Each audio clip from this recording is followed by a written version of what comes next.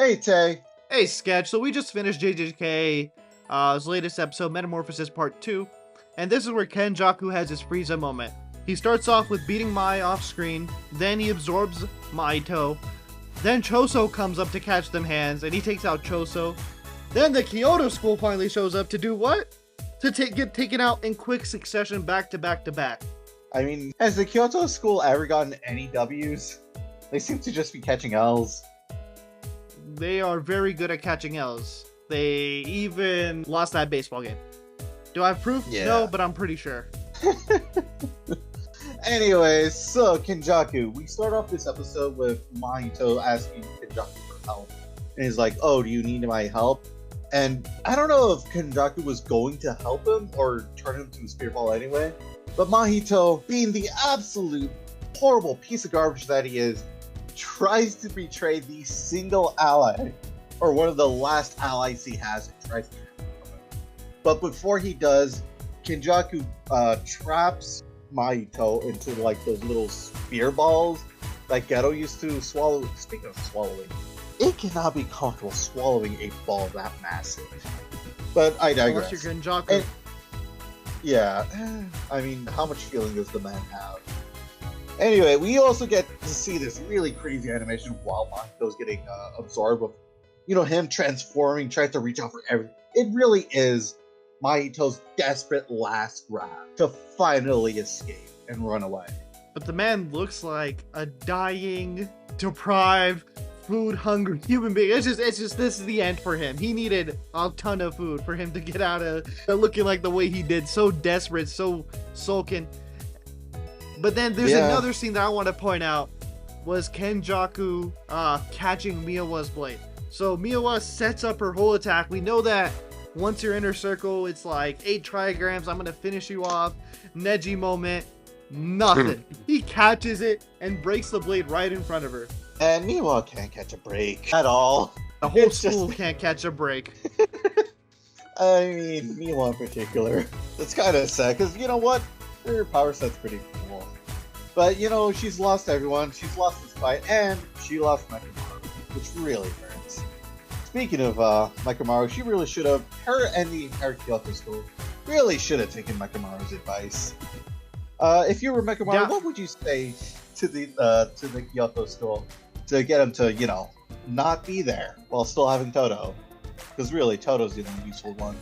Yeah, so you gotta convince Toto to go, which isn't too hard, but without the rest of the class finding out and staying away from Shibuya. Because, sure, they're adding backup now, but they're not adding backup. Honestly, they all got taken out in, mere 2 minutes. I sent you a what? Yeah, I mean, the most useful person there was probably the flying lady. That's about it. And even she did nothing. They blocked her easily with their bare hands. But you know who I really liked in this episode was Choso. So Choso is looking like he's filling a couple of different roles here. He's the villain turned good guy, that Vegeta role. Because, Kenjaku is having his Frieza moment. So you need your Vegeta. And he's showing off Kenjaku's power. But I really like that he sticks to his character.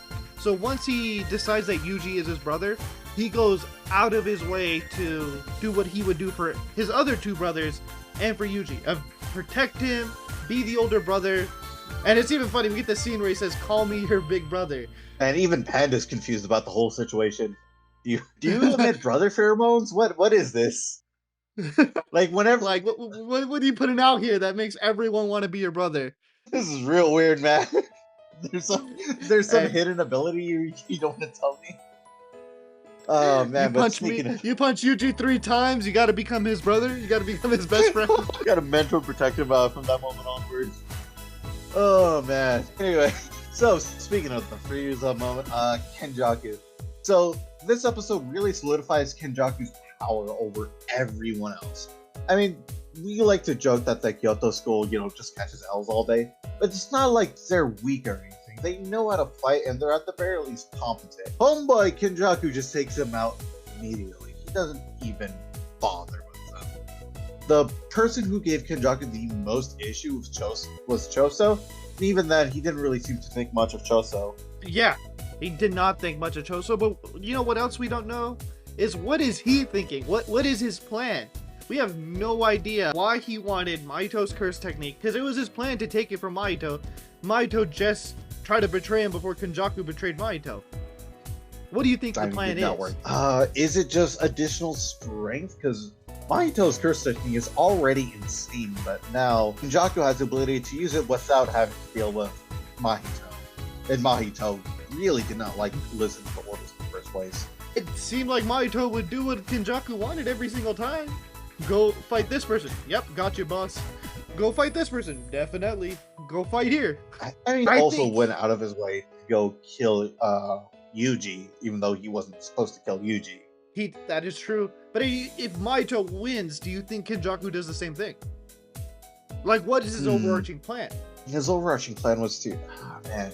Because technically, it's to make it so cursed spirits are the most dominant thing on Earth, right? And he wants to use Sukuna for that. But does he actually need Sukuna to fulfill that goal? Does he really want to make cursed spirits dominant? Because, like, he let every single powerful cursed spirit die. Who's left? I don't know. I guess his motivations are still a little bit of a toss-up. Hopefully we get to learn a little bit more in the next episode, you know, so we get a better idea. I agree. I mean, because right now we have no idea what Kenjaku's doing or what he did with Gojo. Yeah, except trap him away. That part we do. I mean, we know he's in the box. But on things that we do know, or I guess still kind of don't know, Todo. So Todo out of commission, is he dead or is he just out of this fight? Or out of every fight. Out of every fight after that. But since Todo can't really be the brother anymore, do you think Choso will step up to that role? Or do you think Yuji really wants Choso to step up to that role? Right, is Choso going to be the new big brother to Yuji? It feels like the story's setting it up that way. I mean, Choso had known the man for about 2 minutes, tried to kill him, but he's already risking his life to try and save his new little brother. Yeah. So it feels like he's set up that role where he's gonna become Yuji's new big brother. He's gonna fulfill that total role. And you know what that means? What does that mean? He's next on the chopping block. He's gonna have a dramatic... Choso dies next? A dramatic getting. There's nothing else I can see it being. Why else set him up as the brother figure? I mean, I don't think Choso is really defect to really join the Jujitsu sorcerer side, is he? I mean, he's still probably going to be on Team Curse Spirit. He seems very human to me. They were half and half, remember? Oh, right. Oh, I mean, Choso can probably tell Yuji why he thinks of him as a brother, or I guess reveal the secret behind Kenjaku. Do you think he'll do that? That's definitely his role, is to be that big brother figure. But the real question is, can he replace Todo? And I don't think he can. Like, Todo just has that personality that, like, even if in the story he replaces him, like the author says this is the big brother now, this is who he is, the impact that Todo has is never going to be replaced. I mean, Todo is one of a kind, man. How do you replace Todo? Homeboy pulled off an all-for-one and a JoJo idol stand in the last 2 episodes. How do you top that? Well, I guess we'll find out. Well, hopefully we'll get to see it next week. I hope you guys have a good day. Laters.